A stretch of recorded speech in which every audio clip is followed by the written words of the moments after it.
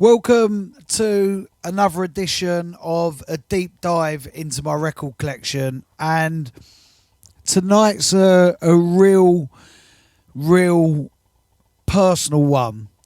Stu Allen, Visa, Let Me See You Move, and I always used to say to Stu Allen, "You're my man crush," and he would be like, "Why'd you say that?" And I was just in awe of Stu before knowing him. When I first ever DJ'd with him in the mid-90s at Bowlers and the Drome in Birkenhead, it was like, wow, it's Stu Allen. And travelling up from London and playing before or after him.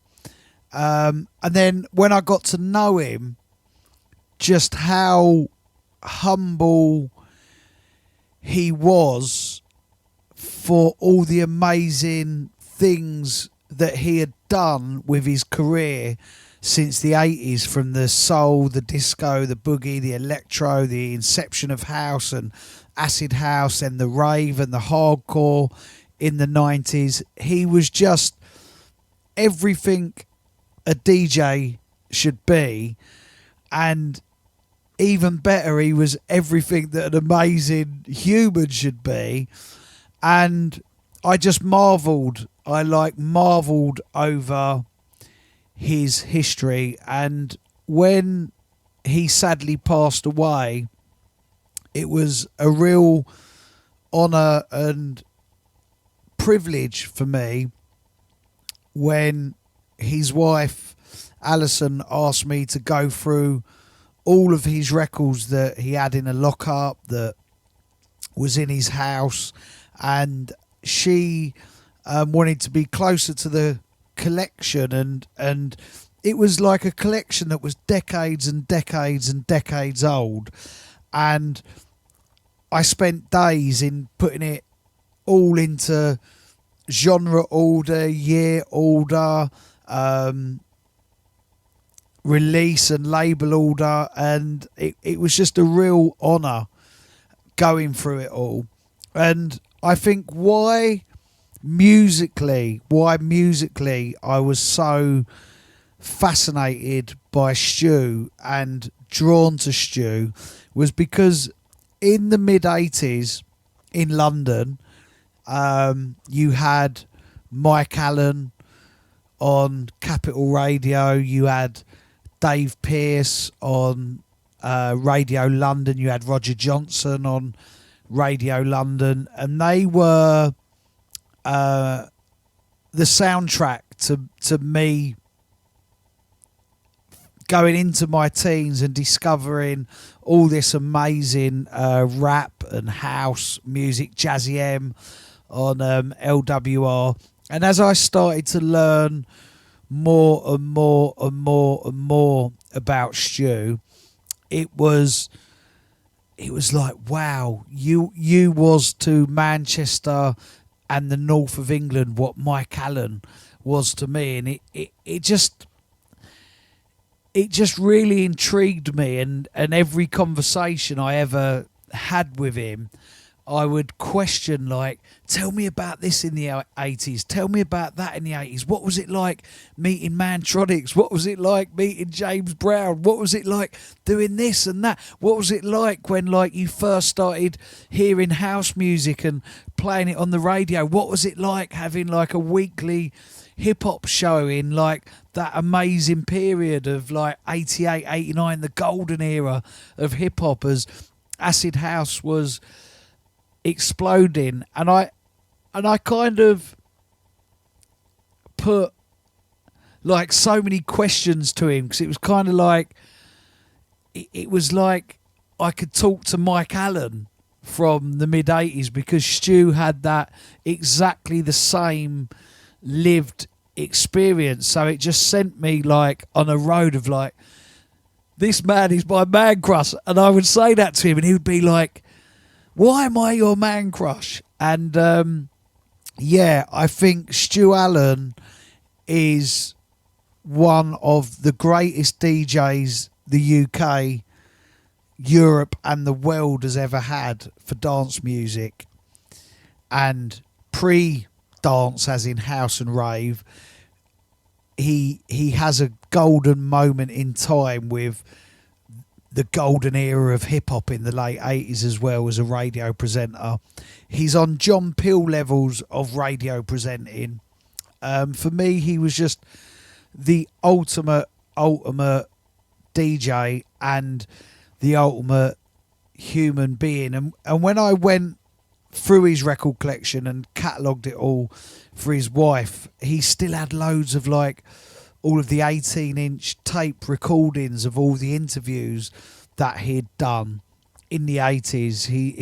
His room had so many like gold discs and plaques and accolades for breaking certain records and being the first to play massive tunes on the underground, and then them records becoming like huge top 10 hits. He had some of the most amazing memorabilia, from like Marley Marl of Cold Chillin', hip-hop legends sending him notes and tapes, to Fatboy Slim in his earliest days of like Beats International and the House Martins and stuff. He had all of these notes and everything in his like archive.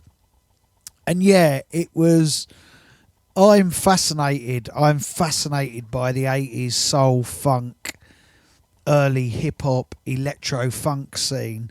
And I just viewed Stu as a humongous part of that. And I was like, not just a humongous part of it, a pioneer of it, a visionary of it, a messenger of it, as both a radio presenter and a live club DJ.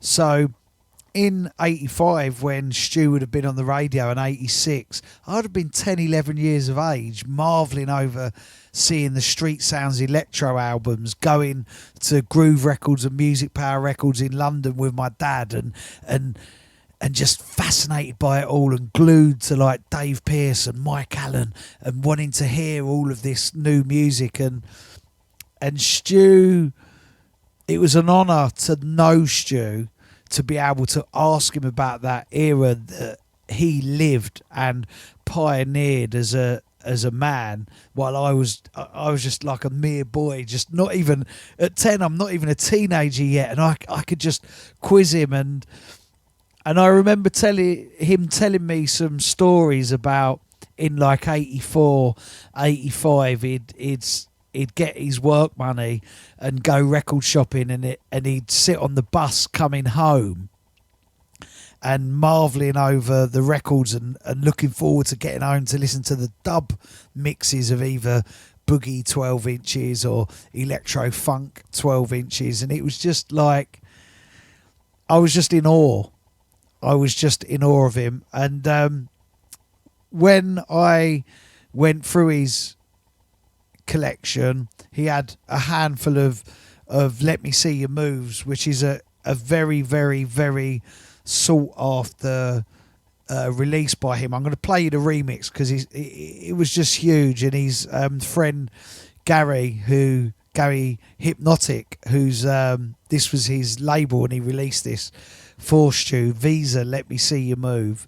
And I was lucky enough to be able to take a copy. Gary said, go on, take a copy. And it's just a classic. It's just me being from London, me being in awe of Stu. This is just a huge techno rave 1991 track.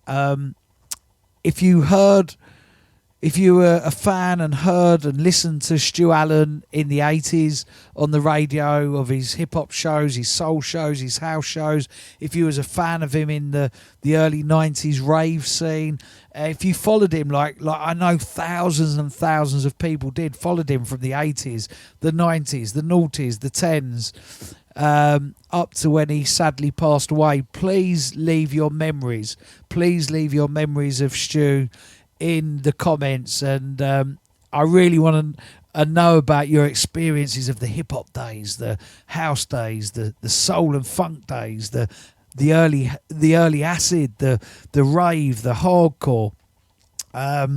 Yeah, Stu was an absolute pioneer, visionary, trailblazer,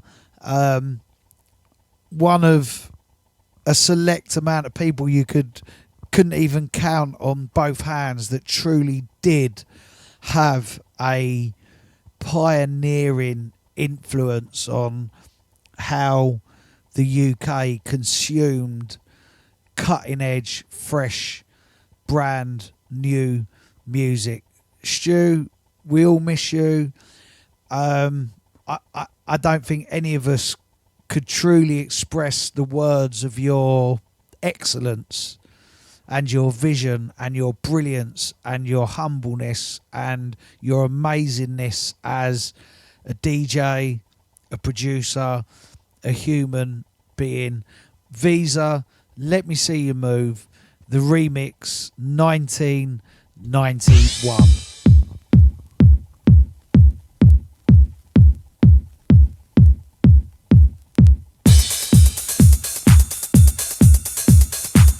It's just the simplistic edge to it.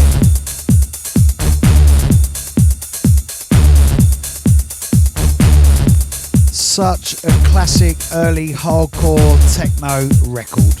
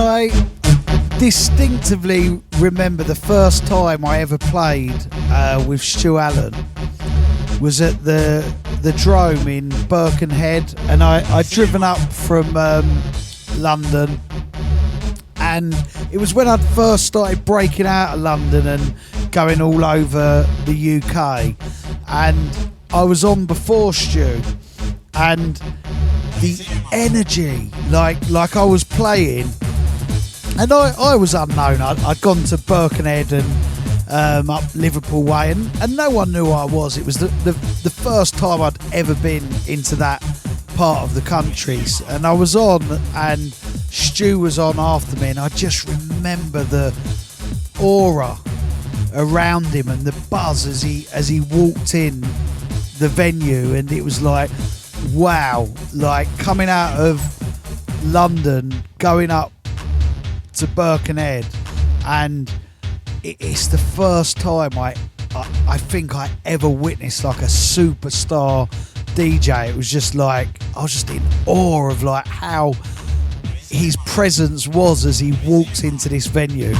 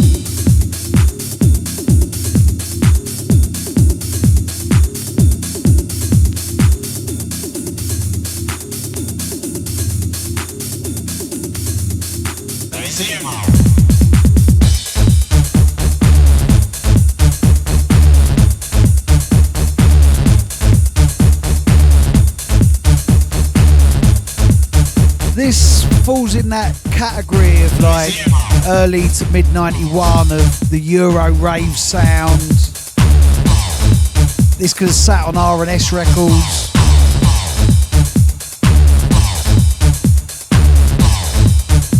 Very, very sort of like early hard house, tougher house vibes in it. Labels like Big Time out of Europe.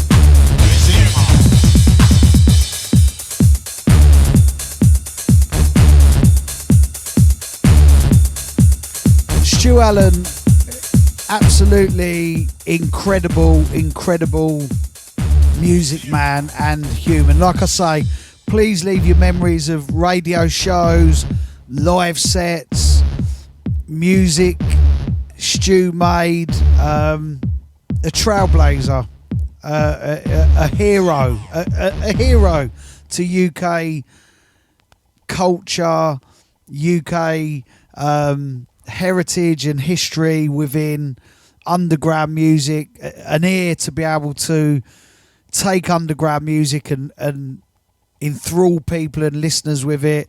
R.I.P. Stu Allen. Everyone misses you. And as I always said to you, you was my man crush because you was the ultimate DJ, music man and human being.